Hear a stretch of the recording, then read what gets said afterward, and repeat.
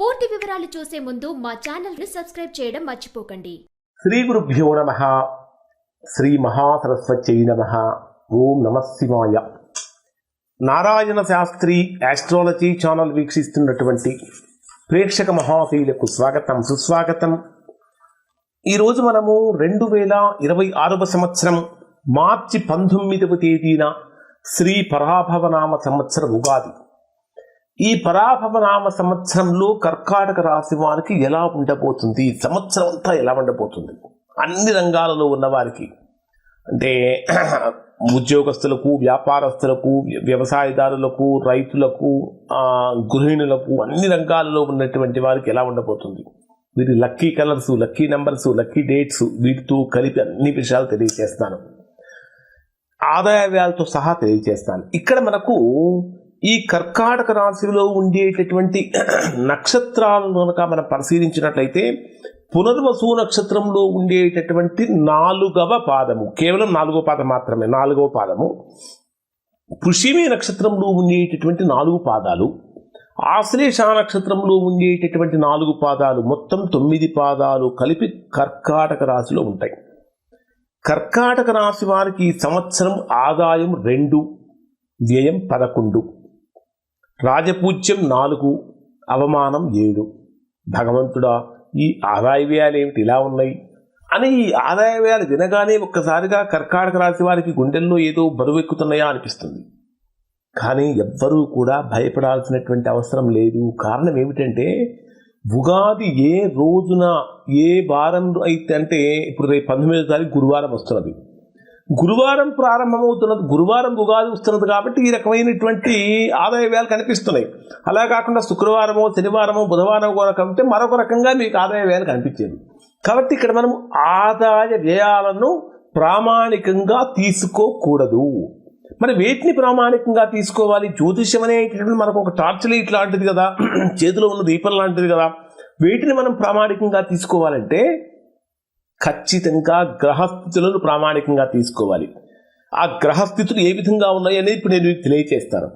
ఒకవేళ ఎవరైనా ఈ సంవత్సరం అంతా మీకు ఏ విధంగా ఉండబోతుంది, ఏదైనా జాగ్రత్తలు తీసుకోవాలని కనుక తెలుసుకోవాలనుకుంటే ఖచ్చితంగా మీ వ్యక్తిగత జాతకాన్ని కనుక మనం పరిశీలన చేయించుకున్నట్లయితే వ్యక్తిగత జాతకాన్ని, గోచారాన్ని రెండింటినీ పరిశీలించి మీకు ఈ సంవత్సరం ఎలా ఉంటుంది, ఎలా ఉండబోతుంది, ఏమేమి పరిహారాలు చేసుకోవాలో వ్యక్తిగతంగా కూడా తెలియజేస్తాం. కాబట్టి వ్యక్తిగత జాతకం కోసం సంప్రదించండి. మరి ఈ సంవత్సరం కర్కాటక రాశి వారికి ఫస్ట్ స్టార్ట్ చేస్తాను. ప్రియమైనటువంటి నా కర్కాటక రాశి వారికి నమస్కారం. ఈ సంవత్సరం 2026వ సంవత్సరం మార్చి 19వ తేదీన ప్రారంభమవుతున్నటువంటి మార్చి 19వ తేదీన పరాభవనామ సంవత్సరం ఉగాది. ఈ సంవత్సరం కర్కాటక రాశి వారి జీవితంలో అనేకమైనటువంటి మార్పులు తీసుకొస్తుంది. ఆర్థిక అవకాశాలు పెరుగుతాయి. అయినప్పటికీ కూడా కొన్ని పరీక్షలతో కూడినటువంటి కాలంగానే ఉండబోతుంది. ఈ సంవత్సరంలో మొదట గురుడి యొక్క ప్రభావాన్ని కనుక పరిశీలించినట్లయితే జూన్ 1వ తేదీ వరకు కర్కాటక రాశి వారికి గురుడు మీ రాశికి 12వ స్థానమైనటువంటి వ్యయస్థానంలో ఉంటాడు. ఎప్పుడైతే గురుడు 12వ స్థానమైనటువంటి వ్యయస్థానంలో ఎప్పటి వరకు ఉంటాడు? అక్టోబర్ 31వ తేదీ అంటే జూన్ 2 వరకు 12వ స్థానంలో ఉంటాడు. కాబట్టి జూన్ 2వ తేదీ వరకు ఆత్మ పరిశీలన అంటే చేసేటటువంటి ప్రతి పని విషయంలో కూడా ఆత్మ పరిశీలన అనేది అవసరము. మనం ఇది చేయవచ్చా, చేయకూడదా, ఈ పని ఇప్పుడు మొదలు పెట్టవచ్చా, మొదలు పెట్టకూడదా అనేటటువంటిది తెలుసుకోవాలి. అలానే కర్కాటక ఆ తర్వాత జూన్ 2వ తేదీ నుంచి అక్టోబర్ 31వ తేదీ వరకు గురుడు ఎక్కడ ఉంటాడు అంటే కర్కాటక రాశి, మీ జన్మరాశిలోనే ఉంటాడు. మీ జన్మరాశి కర్కాటక గురుడికి ఉచ్చ స్థానం అవుతుంది.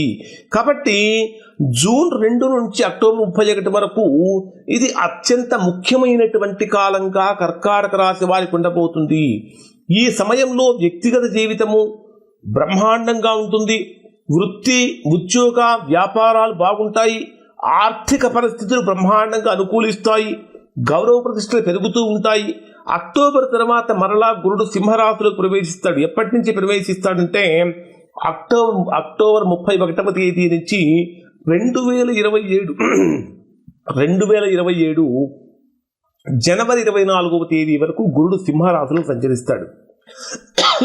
అంటే సింహరాశి కర్కాటక రాశి వారికి ద్వితీయ స్థానము ధనస్థానం అవుతుంది. ఇది కూడా కర్కాటక రాశి వారికి యోగకారకంగానే ఉంటుంది. జనవరి 24వ తేదీ నుంచి సంవత్సరాంతం వరకు కూడా గురుడు మరలా మీ జన్మరాశిలోనే ఉంటాడు. కాబట్టి కర్కాటక రాశి వారికి గురుడు ప్రభావం ఈ బలం అంటే జూన్ 1వ తేదీ వరకు గురుబలం తక్కువగా ఉన్నప్పటికీ జూన్ 2వ తేదీ నుంచి బ్రహ్మాండమైనటువంటి గురుబలం కర్కాటక రాశి వారికి పెరుగుతుంది అని చెప్పాలి. శని భగవానుడి కనుక తీసుకుంటే కర్కాటక రాశి వారికి 9వ స్థానంలో సంచరించేటటువంటి శని ప్రభావం చాలా బ్రహ్మాండంగా ఉంటుంది అని చెప్పాలి. అలానే ఇక్కడ రాహుకేతు గ్రహాలను పరిశీలిస్తే ఇప్పటిదాకా కర్కాటక రాశి వారికి రాహు అష్టమ స్థానంలో ఉన్నాడు. ఏదో స్వల్పమైనటువంటి అనారోగ్య సమస్యలు కానీ ఇట్లాంటి శరీర సంబంధమైనటువంటి చర్మ సంబంధమైన సమస్యలు కానీ కలుగుతూ ఉంటాయి. ఇప్పటి వరకు డిసెంబర్ 5వ తేదీ వరకు మీ రాశికి అష్టమ స్థానంలో రాహు ఉంటాడు. డిసెంబర్ 5వ తేదీ 6వ తేదీ నుంచి మీ రాశికి సప్తమ స్థానమైనటువంటి మకర రాశిలోకి రాహు ప్రవేశిస్తాడు. ఆ తరువాత అంటే డిసెంబర్ 6వ తేదీ నుంచి కేతువు మీ జన్మరాశిలోకి వస్తాడు. ఇది మీకు ఒక రకంగా అంటే కుటుంబపరమైనటువంటి విషయాల్లో జాగ్రత్తలు పాటిస్తే మంచి ఫలితాలు పొందుతారు. మరి వ్యక్తిగతంగా అంటే ఉద్యోగస్తులకు ఏ విధంగా ఉంటుంది, అది ప్రైవేట్ ఉద్యోగస్తులు కావచ్చు, ప్రభుత్వ రంగంలో ఉన్నవారు కావచ్చు, ఏ రకమైనటువంటి కాంట్రాక్టులు ఉద్యోగులు కావచ్చు, ఎవరు ఏం చేస్తున్నప్పటికీ కూడా కర్కాటక రాశిలో జన్మించినటువంటి వారికి కొన్ని ముఖ్యమైనటువంటి అవకాశాలు కనిపిస్తూ ఉంటాయి.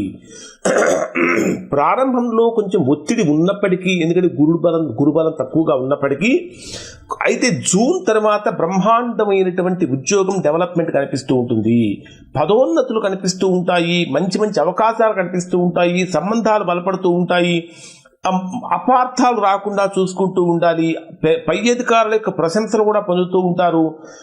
చిన్న చిన్న విమర్శలు అనేటటువంటి సహజంగా ఎదుర్కొనే అవకాశం ఉంటుంది. అయినప్పటికీ కూడా ధైర్యంగా కనుక కర్కాటక రాశి వారు ముందుకు సాగినట్లయితే మంచి ఫలితాలు పొందుతారు. మరి వ్యాపారస్తులకు ఏ విధంగా ఉంటుందంటే కర్కాటక రాశిలో జన్మించినటువంటి అన్ని రకాలైనటువంటి వ్యాపారాలు చేసేటటువంటి వారికి కొత్త కొత్త అవకాశాలు వస్తూ ఉంటాయి. కొత్త వ్యాపారం ప్రారంభించడానికి కూడా జూన్ తర్వాత ఇది మీకు బ్రహ్మాండమైన అనుకూలమైన సమయంగా ఉంటుంది. జూన్ తర్వాత వ్యాపార పరిస్థితులు బ్రహ్మాండంగా మెరుగుపడతాయి. కొత్త ఒప్పందాలు, భాగస్వామ్య వ్యాపారాలు అనుకూలంగా మారుతూ ఉంటాయి. విదేశీ సంబంధాలు బలపడతాయి. లాభాలు కూడా ఆశించిన దానికన్నా కూడా గొప్పగా పొందే అవకాశం ఉంటుంది. సమాజంలో మీ పేరు ప్రఖ్యాతులు, గౌరవ ప్రతిష్టలు కూడా చక్కగా పెరుగుతాయి అని చెప్పాలి.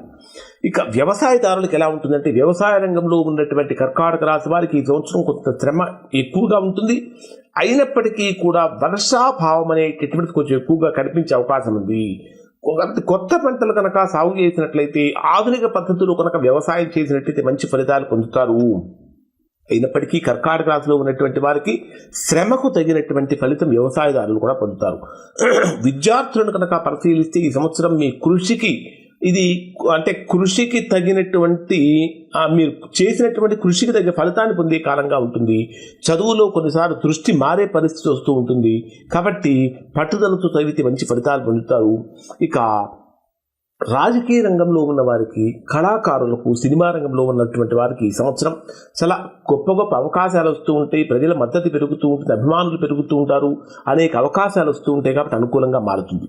రియల్ ఎస్టేట్ వ్యాపారం చేసేటటువంటి వారికి ఈ సంవత్సరం దాదాపుగా అనేక రకాలుగా లాభాలు కలుగుతూ ఉన్నాయని చెప్పాలి. నిరుద్యోగులకు, గృహిణులకు ఎలా ఉంటుందంటే నిరుద్యోగులకు జూన్ తర్వాత బ్రహ్మాండమైనటువంటి అనుకూలమైన పరిస్థితులు కనిపిస్తూ ఉంటాయి. గృహిణులకు కుటుంబ పరంగా బాధ్యతలు పెరుగుతూ ఉంటాయి, అనుకూలమైన ఫలితాలు వస్తూ ఉంటాయి. ఓవరాల్గా కర్కాటక రాశి వారి యొక్క లక్కీ నెంబర్స్ కనుక మనం పరిశీలిస్తే 2, 4, 7 అనేటటువంటివి కర్కాటక రాశి వారి యొక్క లక్కీ నెంబర్స్. లక్కీ కలర్స్ తీసుకుంటే తెలుపు అంటే వైట్, సిల్వరు, లైట్ బ్లూ అనేవి వీరికి లక్కీ కలర్స్. లక్కీ డేట్స్ తీసుకుంటే 2, 11, 20, 29 అనేటటువంటి వీరికి లక్కీ డేట్స్గా ఉంటాయి. ఇవి కర్కాటక రాశి వారికి సంబంధించినటువంటి శ్రీ పరాభవనామ సంవత్సర వార్షిక ఫలితాలు. శుభం.